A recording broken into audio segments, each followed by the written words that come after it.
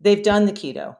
They've done the intuitive eating. They've taken the mindful eating and meditation courses. So what all those so-called failures have led to, or what they do lead to, is the recognition, as one client put it to me, I need a soul solution to this problem. It's not the food. Hey, everybody. We've had some of the most incredible guests coming to you these past couple of months. The amount of expertise and knowledge on these cutting edge topics is something we really hope that you enjoy. And if you do, it would make a huge difference to us if you could rate, review, and subscribe the podcast. It helps us to get more guests, better experts, and talk about all of the things that are really important to you. So give us a love, give us a lot of love, and don't forget to subscribe so you get all our new episodes. Hello, everybody, and welcome back to the Thick Thighs Save Lives podcast. I'm Rachel, and I have such a special guest for you today that is going to open your mind to so many incredible possibilities for both your spiritual and your physical well-being. I have Marcella Friel. I'm sorry, you told me before, but I didn't do it right. Friel, Marcella Friel with us today, and she is our resident expert on tapping. Welcome, Marcella. Hey, Rachel. Thank you so much for inviting me to this show. I'm so excited to have this conversation. We're so excited to have you. I always say it's usually me and Kelsey. She's out on maternity leave right now. She has a brand new, the most beautiful baby boy. And but in the meantime, I just speak in tones as if it was the two of us here. In my mind, it is. Well, we can say it's the royal we. The cosmic we. All of us, Yeah, there you all go. of us, You've me expanded our and the personality listeners, already. all of the universe. We are all here to enjoy this conversation with you today. So you are in the business of helping health conscious women love and forgive themselves. Yeah. I absolutely was so drawn to your message when we first reached out to you because as the founder of Women, Food, and Forgiveness, the Academy, you are helping a huge online community of women to heal the emotional roots of yo-yo dieting, binge eating, sugar addiction, body shaming. I mean, all of the things that are plaguing so many women's mental health and just general happiness. And you're also the author of Tap, Taste, Heal. Use emotional freedom techniques to eat joyfully and love your body. There it is. There it is. Amazing. Congratulations on such an incredible career Yeah. that is doing the work that we need so badly. I want to ask you a little bit about your background in Yeah. this field because it's very interesting the way you came to all of this. You left corporate America to cook in a Buddhist monastery. Yes, I did. Yeah. Then we have you as a certified culinary arts specialist in natural foods in New York City, and Yep. now as a tapping expert. So tell me a little bit about this Yeah. journey for you. Well, that's a big question. Yes, the way I came to this work, well, first of all, I want to preface by saying I have never dieted a day in my life. Yeah, oh, thank you. You're giving me applause. Yes, I am. Some women give me the stink eye when I say that, you know, like you've never dieted. And I've never really had to worry about my body weight, but I always had a love for healthy food. So I trained as a chef. I taught culinary school, and it was all around, therapeutic eating, and especially, how like using food for healing. So I did all that work. I loved it. And then at a certain point, I just needed to go deeper. It was like the in the heroine's journey, which I work with a lot in the Women Food and Forgiveness Academy. It's the call to adventure. I was being called into something deeper, and I was a tapping client working with a practitioner and having amazing results, amazing results. And I put the two together and thought, okay, I'll learn tapping, I'll certify as a practitioner, and I'll help people figure out what to eat. I had no idea what I was getting into. And what I've come to recognize in retrospect is that's the best way to get into something. Yeah, okay, you're nodding. That's great. Yeah, like when you don't know and you just jump in. So I certified as a practitioner, I hung my shingle, and then the people who came to see me were predominantly women. And we would talk about food for like the first 5 minutes of our conversation. And then the rest of the time, we're talking about, well, my father, when I was 4 years old, told me I would never be good enough. And now, I keep dieting and I keep trying to make it work and I just can't make it work. Or the really, things like that. Like it was just like the food. What I came to recognize was that the food is kind of like the portal, and in this culture, this intensely diet centric culture, a woman will look at herself and she'll say, "Oh, I'm gaining weight," or "I don't like my body," or "I'm eating too much sugar," or what did a client of mine say? Food, weed, and Netflix. You know, um, so I'm doing these things that are not in my highest good. So I'm going to go on a diet, and invariably it fails.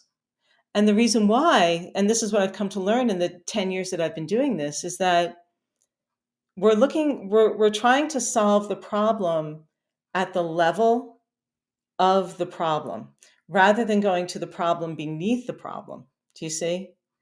And the real turning point for me was I was working with a client and she said, "Some women use razor blades, I use food." And when I heard that, it was an interesting moment for me because on the one hand, I had no idea what she was talking about, using food in a harmful, self-harming way. On the other hand, I knew exactly what she was talking about because of my own early life experiences with multiple complex trauma. So it was just like this moment, a turning point for me. And the words women, food, and forgiveness just came through my head. And I realized it, everything, the nature of the healing altogether is really forgiveness. And we could have a whole conversation about what that means. We think forgiveness means, oh, whatever you did, it's okay, no problem. It's so much deeper than that. What I've really come to recognize is that when we talk about forgiveness, the reason why it's so hard is because essentially for a woman to really heal from emotional eating and yo-yo dieting and binge eating and sugar addiction, uh, she has to re-engineer her entire identity and stop identifying herself as someone who has those problems. Do you see? And that takes a lot of courage. Uh, so that's, I don't know, that's kind of all over the place, but that's the short version of how I got here. Well, you said so many powerful things there, and I just want to address, a couple of them. One being, going into this with no set plan, seeing a hole in an industry that you felt you could contribute to filling, and just the general sense of something is lacking here, and I know that I can contribute to the healing of women is just it's such a powerful tool, and it is, like you said, the best reason to get into anything. Yeah. And the other thing that I think a ton of women are going to identify with is the idea that maybe it's not about the food. Yes, ma'am. And thinking of that phrase that you had heard from a client about, I don't use razor blades, I use food. It really puts everything into perspective of food as a tool for self-harm, knowing that these things are not serving, but indulging in this self-destructive behavior anyway Yeah. and thinking that the answer to that must just be keto. Yes. Losing 10 pounds. That's Yeah. what's going to do it. I'm going to find my happiness if I can just for this bikini season. Oh, word. That'll do it, right? Yeah. Yeah, well, yes. Yes, yes, yes. And of course, that's the message that we are bombarded with 24/7. Um, so, yeah, if keto is not the solution, then what is? What is? Yeah. Um so okay, I let's actually, say I want to just, may I just speak to that briefly? oh Like, sure, if absolutely. keto is not the solution, what is? By the time women come to me and start working with me, they've done the keto.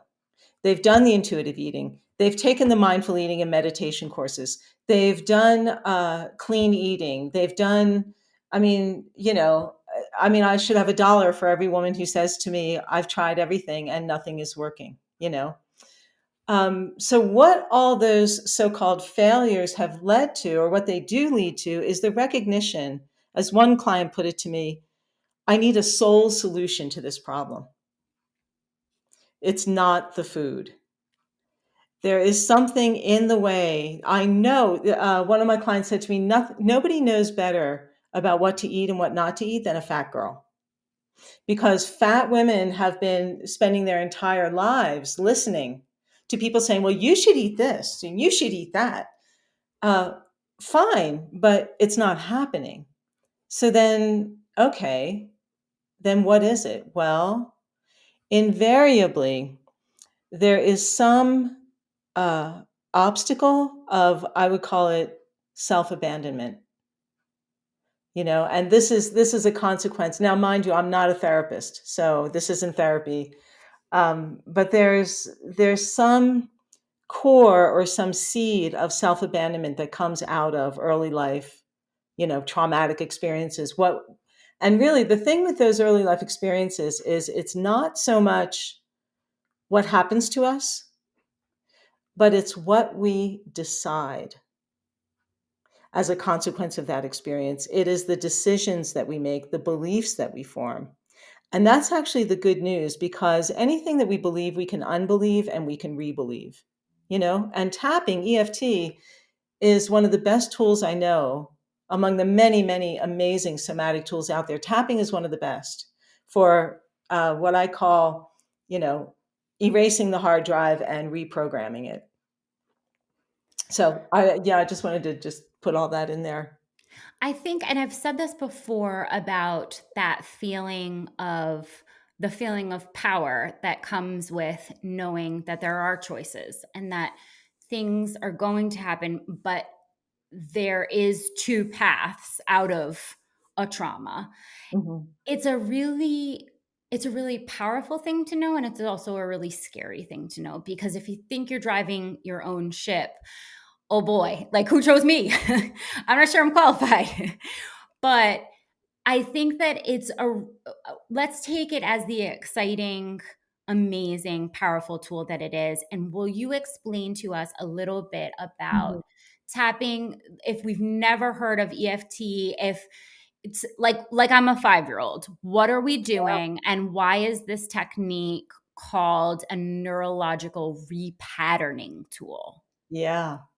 Well, actually, it's interesting that you say I'm a 5-year-old, because tapping is a wonderful thing to do with children. It really helps them do something very, very specific. And it is so simple that a child can do it. So, tapping, some people call it emotional acupuncture. It involves fingertip tapping on points that are at or near the ends of certain acupuncture meridians while we're recollecting a stressful situation. So, when I was 5 years old, my father said I would never be good enough. So, we actually recollect that, and we recollect it vividly. Okay, so see the look on his face and hear the sound of his voice. Sense perceptions is one of the things that registers when we experience trauma, like, oh, the look on his face, right? Oh my gosh, the sound of his voice. So we actually bring that up because it's here, it's in here. And that trauma, that stress triggers the midbrain, the limbic system of the brain into fight or flight, smoke alarm mode. So we recollect it and we tap and we use certain phrases or words while we're recollecting. And what that does, it's like if your dog is barking at the mail carrier and you just go up to the dog and say, "It's okay, it's okay, it's okay. It's okay, doggy." It's just the dog will calm down. So we're literally patting down that panicked brain, that dog brain, that barking dog at the mailman brain. Um, that's it in a nutshell. I have had the deep privilege of witnessing truly miraculous results with tapping, sometimes very quickly, sometimes within 1 hour. Something that a woman has been holding on to for a lifetime can just go poof, really, and doesn't come back. And then sometimes with other things, it can take more persistent applications of the technique. Uh, but I've never really encountered anyone who says, "I've done tapping for years and it doesn't work." Like I've never heard people say, "Oh, I've done tapping and it doesn't work the way diets don't work." Um, and the kinds of issues that I work with are usually like the way that I will work with someone around tapping is we start with the behavior because the behavior is usually what triggers the distress. I'm eating chips late at night. I get lonely and I bring out the bag of chips. Okay. So we look at the feeling of the loneliness. I feel lonely. I'm eating chips and I feel lonely and there I am. And that, like when that sort of presenting distress comes down a little bit, that will start to calm down.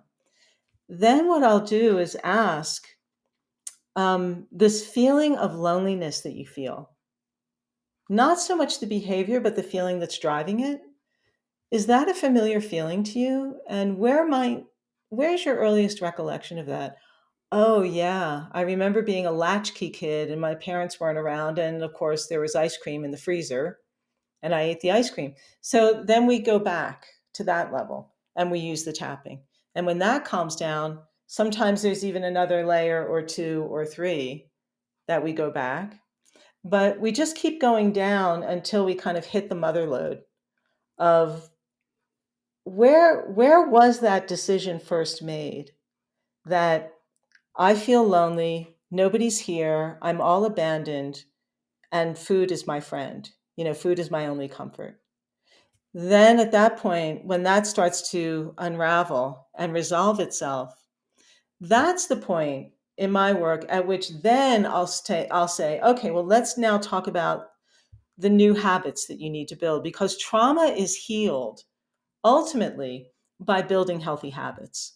And that's where in my Women Food and Forgiveness Academy, that at that point, then we're talking about, okay, let's look at hydration.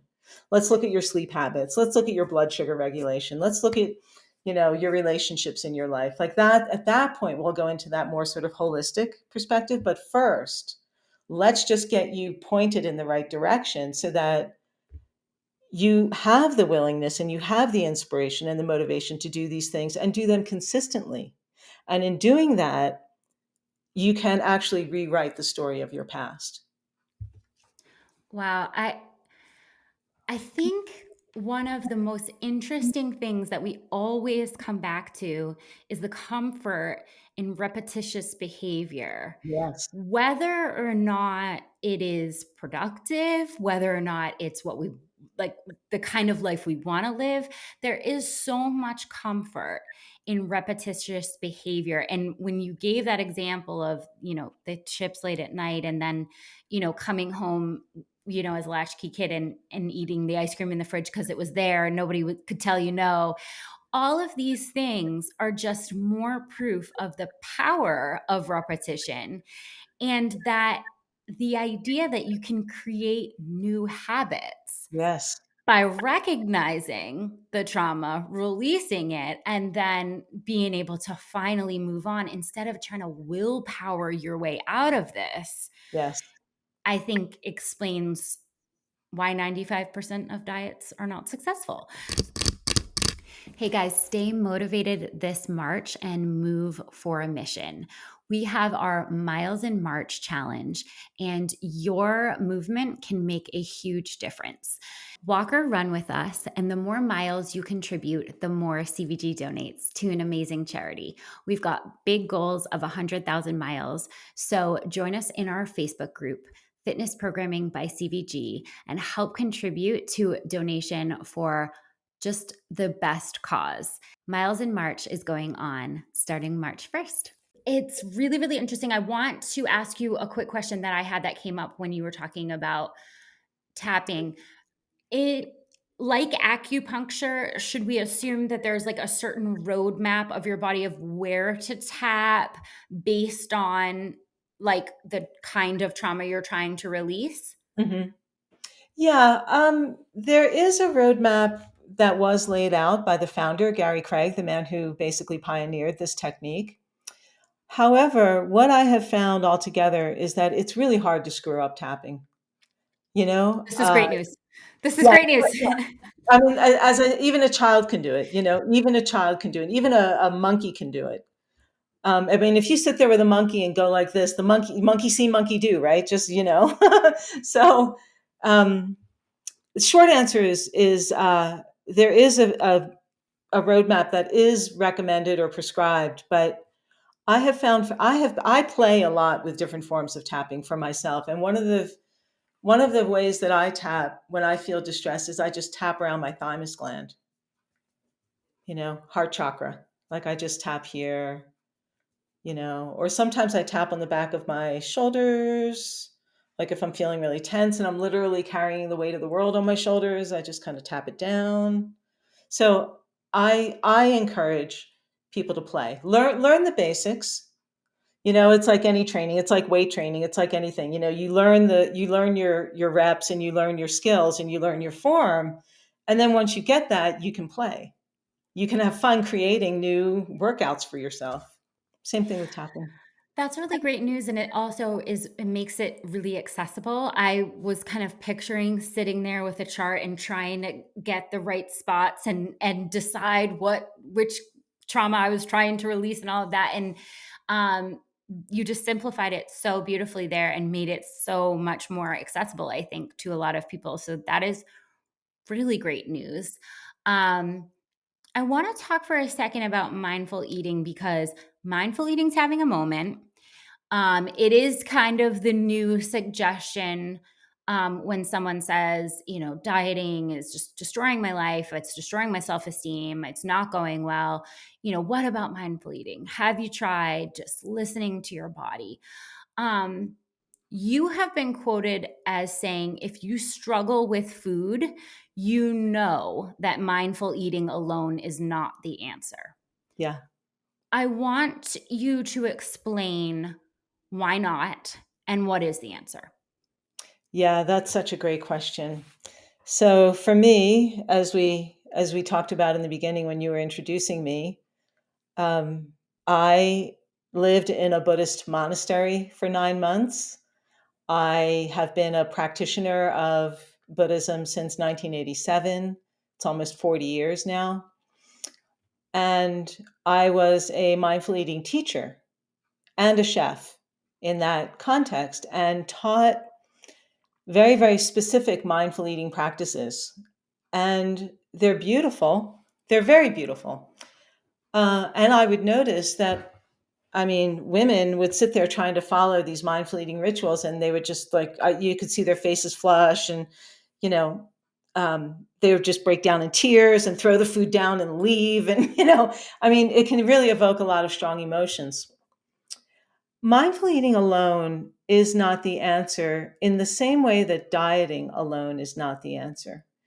I mean, with mindful eating, yes, we are bringing mindfulness to our practice of eating. But that act of bringing mindfulness to the practice of eating can itself bring up everything that has stood in the way of the mindfulness of eating. Now, in that tradition, you might meditate, which is wonderful. And, observe your mind, observe the behavior, observe what's going on, and let it go. That's kind of the conventional instruction. But some things are really persistent and they don't just go. So then what do you do? That's where a tool like tapping. Now, there are all kinds of somatic tools. There's breathing tools, there's body awareness. I mean, there's everything.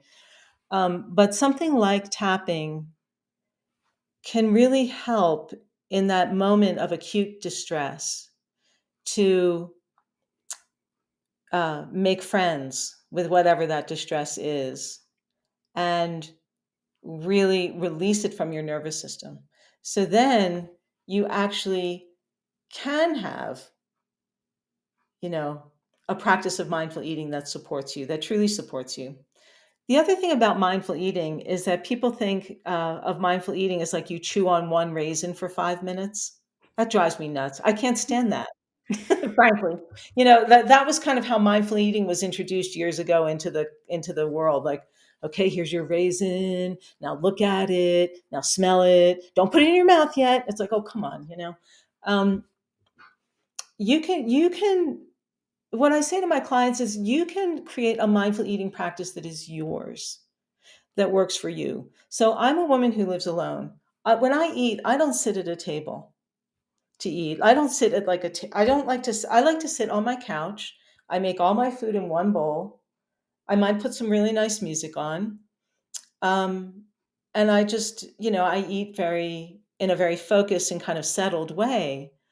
But some people would say, well, you're eating on the couch. That's like what animals do. Well, no, actually, I bring a lot of decency and civilizedness to my practice of mindful eating, sitting with my bowl on my couch. It's how I love to eat, you know? So mindful eating is wonderful. It has its place. But I think, again, most of the women who come to work with me, they've been there, done that, didn't work, like the idea of it, um, and want to find some way to get back to it with more sort of peace within their being to begin with. Yeah, I love that, and I really like the idea of making it work for you, because so many people are sort of caught up in the fact that they'd really like to eat mindfully, but they eat in the car on the way to picking their kids up from Yeah. softball practice, and it just, it's so difficult sometimes with busy lifestyles, eating in between meetings, eating while you're in a meeting. These are just things that in the modern day world we do on a fairly regular basis. Yeah. And sitting down to a single raisin for 5 minutes just is sometimes seemingly unattainable. Let's just say. Yeah.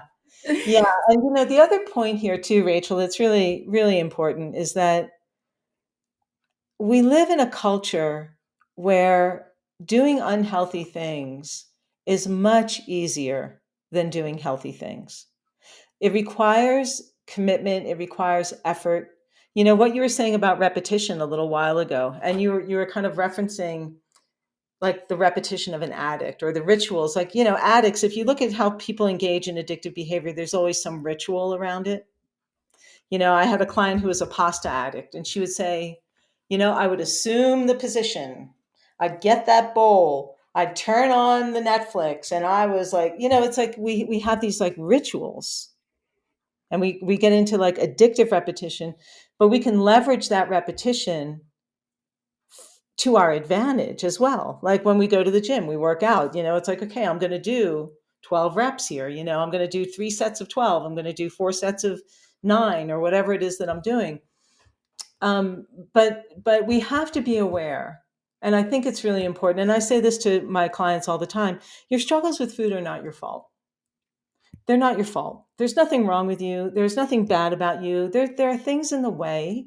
And one of those things is, unfortunately, a whole food culture that wants to keep us addicted, that wants to keep us obese, overweight, hating ourselves, loathing our bodies. The diet industry makes the last number I heard was 72 billion off of our collective body hatred. And it's much easier to go there than it is to really just deeply within the core of your being say, my body is a miracle. My body is a miracle. My body is such a miracle of divine creation. And I choose to love it exactly as it is today. You know, we don't get that so much. What a concept. Oh, what a concept. I've been saying for years, if we as women could all wrap our heads around that concept, the Mhm. amount of shit that could get done. Oh, Lord. I don't even know. It would be too scary. I don't know.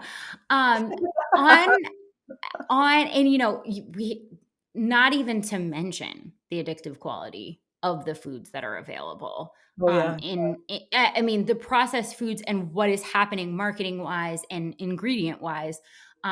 That's not even withstanding the battles that are already going on within you. So there's so many things to unpack there, but I did want to hit on one thing. You were talking a little bit about exercise, and I know you wanted to kind of include this for listeners about resistance training when it comes to Yes. your mind, and Yeah. sort of how we have so many women we hear from, I know I love the way I feel after a workout. I know that it's going to be great for me to move my body. I just can't get over that initial hurdle of like getting my shoes on. Yep. And it is so much harder in this society to do the healthier things. It is much, much easier to turn on Netflix and start binging than it Yep. is to put on your shoes and get into the garage and get a workout in. Yeah. Talk a little bit about how we can utilize tapping for something Mm. like that. Yeah, that's wonderful. I love that because I have a lot of experience with this myself. Well, okay. So my first encouragement is to become curious about the resistance. So a lot of times what holds us back, and this is so crazy and kind of ironic, but it's true, is that we feel uncomfortable feeling good. We feel uncomfortable feeling good. We feel uncomfortable feeling healthy. We feel uncomfortable feeling better. I mean, even though it feels wonderful, there again, this goes back to what I was saying at the very beginning of our conversation about what is forgiveness. And forgiveness, I mean, it can be forgiving somebody else for this or that, but we can become so identified with ourselves as somebody who doesn't exercise, let's say. So then here comes New Year's and it's New Year's resolution time. Okay, I'm going to go to the gym. And I go. Like one day I go, it's great. I do feel good. I feel so much better on so many levels. But the next day, I can't get my shoes on. I'd rather hang out and scroll my phone for 2 hours. What's going on there? So becoming curious, what I observe there, I've observed it in myself and I've observed it in my clients, is that we start to make these positive changes. And then what happens is we do feel good. We feel better. We feel stronger. And then that comes up against some earlier, younger part of us that is, I'll just say metaphorically, scared to leave home. Because home, maybe early life, was a place where I didn't feel very good. And we can't underestimate for all of us, for every single one of us, that need for attachment. And even if mom and dad are long gone, even if all that whole scene is gone, there is still just this primal kind of root chakra part of us that is still attached to that identity of being that little child in that home, not feeling good. Do you see? It's not really logical, but it's true. And this is in my work. This is what I call the secret wisdom of sabotage. Because there's a wisdom here. You're making behavioral change. You're working out. You feel great. You're getting stronger. You see those muscles coming in. Woohoo! And then, ah, like something freezes and shuts down and slides back. And that is essentially, in a nutshell, our soul's progress, our soul's way of trying to slow us down when it doesn't feel safe to go forward. One day at the gym might be fine. 2 days, 3 days, a whole week, a whole month. Ooh, ooh. Really? Getting really, really hitting my goals? Oh, okay. In order to do that, I'm going to have to come up against a lot of things in myself that are going to really pull hard in the opposite direction. And this is where having a mentor, having a coach, having somebody who's riding in you, behind you, pushing, encouraging you forward, having allies, having a community of other people who know exactly what you're going through. Do you see? Support is, we can't transform ourselves by ourselves, Um, support is really, really, really, really essential. So I don't know if I answered that question. That was pretty meandering, but You actually answered that extremely eloquently, and I'm so stuck on, I have a 7-year-old son, and, I say to him a lot, "Change is hard." Because it is, and I find that children understand that change is hard, and they sort of resist it, and, as adults we silently resist it, but act like we're not. I really want to change. I have all these long lists of things I want to change. I have goals out the wazoo. And without the recognition that change is hard and that we will always come back to that same question and be like, well, who will I be if that's it. I change? I don't know. If I start to be a person that goes to the gym 5 days a week, who will I be? I Who won't will even I- recognize myself. That's right. And that is a super scary thing that I think when we're goal setting, we just absolutely ignore.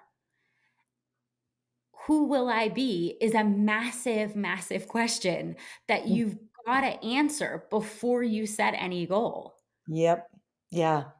Well, and also, and of course, I think every woman listening will identify with this one. Every woman who has ever, carried excess weight, lost it, lost the 40, 50 pounds, 70 pounds, got in shape for that marathon, and then had the family and people at work say, "Oh, you look wonderful. Oh, you look so great." One of my clients, when she lost 50 pounds, her mother in law said, "I'm so proud of you." And she just wanted to like draw back, punch her in the face, and go hide, So it's a big piece of the work that I do with women is getting prepared. Getting prepared. Prepare yourself. People will say dumbass things. They don't, their intentions are good. How are you going to resource yourself in that moment? You know, when your mother-in-law says, "I'm so proud of you. I'm so proud." "Oh, thank you so much." Go into the bathroom and do some tapping. Fuck her, just tap it all out. Get it out, get it out, get it out, get it out. Let it go. Keep going. Oh, Yeah. I love that. I love that, and you are so right about the community aspect of that, because being able to go in the bathroom, tap it out, scream "fuck her," and then go home and talk to a community of people who also know what that feels like, Yeah. and you can just reestablish yourself with them in a sense of normalcy, and just, yeah, community Mhm. is really important. It's really Um important because the strongest need that we have as human beings is to remain consistent in how we are identified in relation to our tribe. So if your tribe sees you as somebody who's always trying the latest thing, "Oh, she's always doing the latest thing." Well, this time I mean it. This time I'm going for it. Okay, well then suddenly you're no longer the girl who's always trying the latest thing. Oh boy, you're not rocking the boat, are you? We're rocking a Oh big boy, oh boy. So boat. we gotta there's a lot to unpack on that one too. Yeah, yeah. Cultural norms. This is reason number 762 why diets don't work. Like, because no diet plan is going to prepare you for this. You are just hitting it on the head today. I can't. Ooh, have we got a colorful one for you this week? CVG releases its Colorful Creations. This collection is from my bright girls. Okay. We've got rainbow leopards, neon lightning bolts, and acid skulls. We're going crazy with the colors. If you aren't afraid to stand out and you want color everywhere, come and get the cutest collection of leggings releasing this week and be the colorful girl you deserve. You have said that the results of your work have been nothing short of miraculous. Oh my Can you gosh. tell us a little bit more about these results? Because I want to kind of convince listeners that this is a path that they could try and go down and that it would be worth their efforts. Yeah. Oh my gosh, I'm going to start crying. See, here come the tears. Whew. Because this really is, it's such a privilege to witness women who really summon the courage to make these changes. Because this isn't the latest diet. This isn't a magic pill. This isn't, um, let me think. I've got so many stories. My gosh. Okay, well, I guess I'll just do this one. Um, I mean, I have so many. um, okay, so a client of mine, her name is Gail. She's not a client anymore. And this is on my website. Her video testimonial is on my website. When Gail came to work with me, she was addicted to chocolate and, frustrated because she was trying to heal her addiction to chocolate. Of course, she was trying to heal it by like, okay, I'm just not going to eat the chocolate, like willpower, right? What we were talking about. And, I don't do that right off the bat with women. I don't yank the food out of women's mouths, or yank it out of your hands. Like, no, keep the food for now. There's a reason why you're eating it. Yes, it doesn't serve you anymore. And yes, you're ready to outgrow it. That will come in its time. Let's take a look at what's really going on.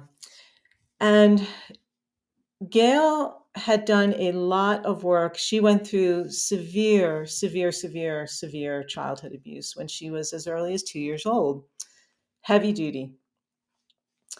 And consequently, it's interesting because, again, I'm not a therapist and I'm not working with diagnoses. But as a result of this really intense trauma when she was really young, her personality kind of split in a lot of different directions. And one day, and we did a lot of tapping on the, like, just raw kind of distress in her nervous system that she was still carrying. She had done a lot of talk therapy. But the talk therapy just didn't, I mean, it was good for as far as it went, but it just didn't really it didn't hit the bullseye. We did a lot of tapping with that. She got like a measure of relief. She was starting to let go of the chocolate.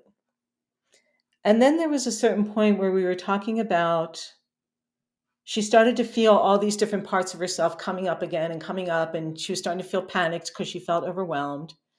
And she said to me, um, there's so many parts of me here, they could fill a movie theater. And I said, well, why don't you get up on stage and just let them talk and listen to what they have to say? And nobody had ever said that to her before. And she said, really? That's okay? And I said, of course. Like, okay, let's just hear what they have. What do all these parts of you have to say? And at a certain point, we didn't really do it in that session. She did it more on her own. But she came back and she said, I gave them all a chance to speak. They all calmed down because they were heard. And they all kind of like dissolved and they all kind of came, like, I just felt like I could pull them all back in. And this is a phrase that I use a lot in my work, calling your soul back home. Because when we go through trauma, indigenous cultures know this really well. The whole idea of being a lost soul, literally, but that we lose our soul to trauma. We split off, we dissociate, and the process of forgiveness and soul retrieval is like we have to go fishing for that part of the soul and bring it back in. So she had a very, very vivid experience of this. And, she was able to find, and we did some other very, very deep work of like going back to the moments where the abuse was the worst and the most stressful. And Lord have mercy, that's like the last place anybody wants to go but that's what I'm here for. Um, and we went in and we created a new experience, a new memory, basically. I mean, I must say it's essentially a kind of brainwashing slash soul retrieval process where instead of that little girl having to go through that by herself, we brought in all sorts of allies, helpers. We got the abuser out. We got rid of him. We took care of her. We got her what she needed. And then there's a whole process of re-imprinting that into the body. This is part of tapping, but it's kind of like advanced tapping. And it's things that, like you would work with a practitioner to do something like this. So effectively now, a trauma is healed when you can think about it and it has no more impact on your nervous system than the pen I'm holding in my hand. And that was where she got to, where she said, yeah, I mean, it happened. We're not denying that. But it doesn't make my throat close up anymore. It doesn't give me a knot in my stomach. Um, and the chocolate, nah, yeah, it better be damn good chocolate. Like she still eats chocolate, but she's not compulsively stuffing chocolate in her face because her nervous system is on fire because of the memories of this abuse. That's one story. That's one. I've got so many, so many, so many others. So many others. But that's the one that just popped Wow. into mind. I you know, that kind of power sort of being held within our own self to rewrite that history, replace something that literally set our nervous system on fire and triggered so many responses that we were not happy with ultimately. And then changing that to have the same importance as, a pen on a table is I think a lot of people just got really, really hopeful I hope that so. maybe that isn't who they are. Yes, that's right. That's another one of my slogans. You are not your traumas. That was a huge revelation for me personally. Yeah. I am not the sum total of all the crappy things that happened in my early life. That's not this being, you know, this Marcella. I'm so understanding why the Forgiveness Academy. I was, women, food, and forgiveness. It's all coming full circle for me now. This makes complete sense. Self-love as a path to Yeah, health supportive food choices. I mean, we hear this, but what does it mean? And ultimately what we're talking about is forgiveness at the base. that's right. And there's a woman named Byron Katie. Some people here might have heard of her, and she has a quote that I really like, where she says, "Forgiveness is recognizing that what you think happened didn't."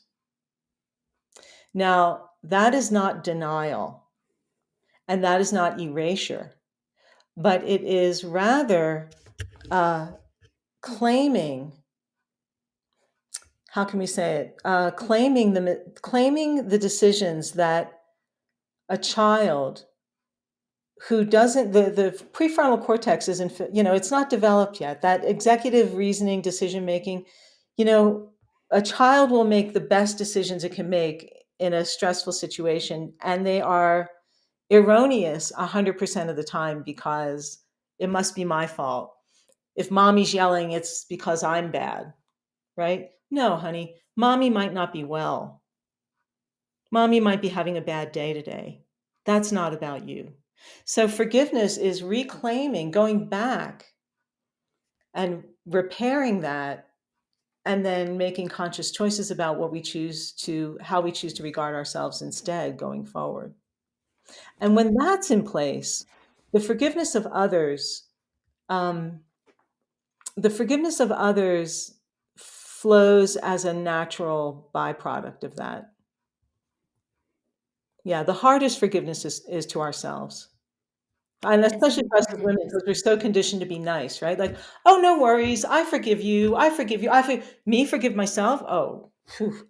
Yeah. So this is why my program is a year.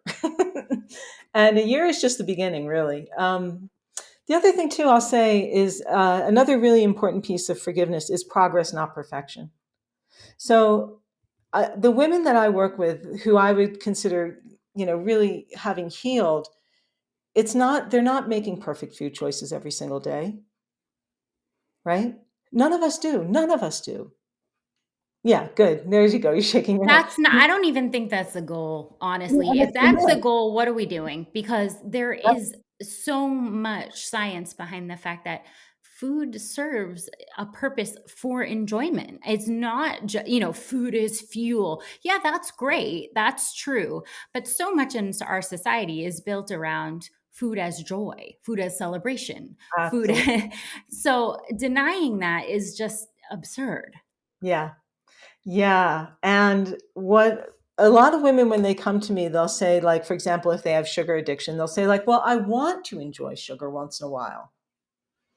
I don't want to completely give it up. And now this is hard because sugar is frickin' addictive. But, but it can be done. It can be done. Where you can go to your niece's birthday party and you can have 2 bites of cake and say, I feel good.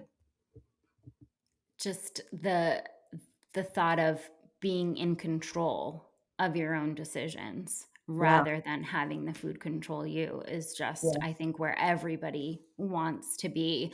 um Marcella, I want for people to be able to hear more from you. I want them to be able to get in touch with you, connect with you, learn more about your practices. Can you tell our listeners where they can hear more from you? Womenfoodandforgiveness.com. I've also got Women Food and Forgiveness on YouTube and Women Food and Forgiveness on Facebook. Go to my website first. I host a monthly gathering, completely free, on the second Saturday of the month. It's called the Undieters Club. So you can go to my website and you can come work with me. We do a little bite-sized kind of appetizer of the work that I do in the Women Food and Forgiveness Academy. I mean, if you like it and you're inspired, you can make a donation. I have a donation, it's a link to PayPal. But yeah, come join me in the Undieters Club and let's do a little bit of work together and you can get a taste of what it's like to actually start to feel that experience of forgiveness in your nervous system. Yeah, womenfoodandforgiveness.com is the best place. I love that. Thank you so much. This has been incredibly insightful. I think a lot of people, you've hit a lot of nerves and a lot of unsolved issues that were boiling down to, I'm just not strong enough to withstand the food choices. And I think that making that distinction, that it was never that simple and that there are really powerful tools that we can use to rewrite the story has been very, very insightful. So thank you so much for being with us. You are so welcome. But before we go, I have a question for you. Can I ask you something? Of course you can. How do thick thighs save lives? Thick thighs, the circumference of your thighs has been linked to less causes of all mortality. What? So, we are building up those muscular thighs to avoid early death, and that is across the board. I love that. So make them thick. Oh yeah, baby. When I was a little girl, my sister used to call me Thunder Thighs. Girl, if it's the key to being here a little longer, you won't catch me skipping squats, that's for sure. Oh man. Okay. I'm gonna have to tell my women thick thighs save lives. They Yeah. sure do. So thank you so much for being with us today. Reach out to Marcella. She is on womenfoodandforgiveness.com. Thanks, Marcella. Bye.